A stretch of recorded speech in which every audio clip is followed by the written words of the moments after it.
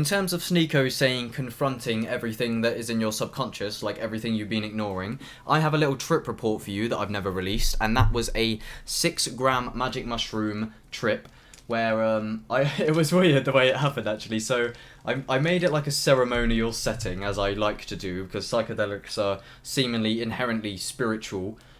So it was weird. I set an alarm at 2 a.m. Yeah, I woke up at 2 a.m.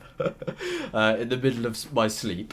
I ran a freezing cold bath, like just cold water, but trust me mate, a cold bath, like full blast cold with the tap, that shit is really cold, and I led in it for about 5, nearly 10 minutes maybe, and that lowering yourself into the bath like slowly like that is the hardest part. Anyway, I led in there because there's a lot of health benefits to the cold showers, but it's also because they clear your mind, because good luck with all your mental bullshit when you're in survival mode because you're freezing cold. And that is why cold showers are very powerful, because they dissolve the bullshit, because you're like, fuck. And that's what I've found. If I ever start going into a bad trip, if I get into a cold shower, it just dissolves my bullshit. And I use them all the time. It's like a reset. But anyway, I done that. I got out of the bath. I was boiling hot, like immediately. And then about 10 minutes after, I was freezing cold for about an hour. I then ingested the 6 grams as soon as I got out of the bath. And then I led on the sofa, and I was trying to like, it felt very uncomfortable on my body, this dose that I ingested, because it's a lot eating these mushrooms, they taste like shit. So I was trying to distract myself with the TV and go on YouTube, and I was like, how long am I going to scroll and look for something that isn't there? Because I was scrolling for ages while trying to ignore what this trip was trying to present to me, which we'll get to in a second. And I was like, there's nothing on here, this is just a load of shit. And eventually I put the remote down and I laid down in my blanket in the dark at 2 a.m. And this is when the psychedelics opened up. And this is what they do, they seem to open up eventually. Like, you take them, within an hour or two, they like blossom. So I led there, and that is when my subconscious mind poured forth. And I faced everything. And it was almost like, do you ever feel like you're running away from the truth?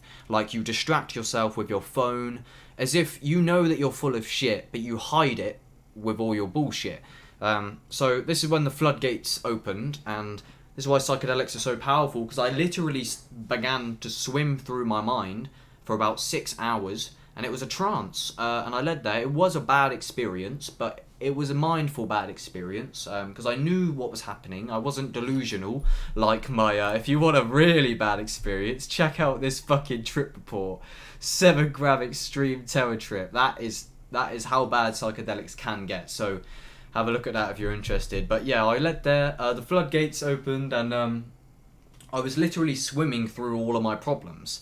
And as I was confronting them, I remember I said out loud once, I was like, yeah, why the fuck would you do that, you idiot? And it was loads of things. And yeah, it was like a very honest, because your ego can dissolve on psychedelics, and this is why they can be very powerful. And this is why I warn Andrew Tate about his take on psychedelics, because they dissolve the ego, they dissolve the sense of self. And when that happens to somebody who is built on only an ego, take for example Connor Murphy. Yeah, if you don't know who Connor Murphy is, he was built on ego, and he is now, because he makes these videos, yeah, they're very strange.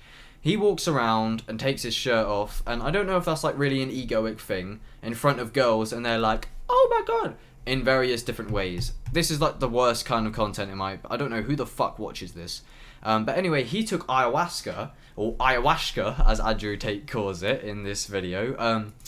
He took ayahuasca and he went fucking insane. So can we find when psychedelics go? If you want to see his story, I recommend you check it out, because he went full blast insane. I don't know if I can find any clips. There are a lot of this is a good documentary, Sunny V2. Just look at the beginning. I'll show you. This is evidence. Every single conspiracy theory you ever know is 100% true. The government is reptilian overlords. Joe Rogan is in on it. Elon Musk is in on it. Tiger Woods is in on it. You can check my story. I've been messaging them. I am forgetting and knowing that is how I created the plan. I can't do the plan if I knew it the whole time, because I'd be cracking up, so I make myself forget I am infinitely intelligent, so I can make... They give you a very deep body awareness. I became my body, so that you know how there's always a body awareness but you're not actually really in tune into it exactly. On the psychedelics you can become the field of your body awareness and you can't escape.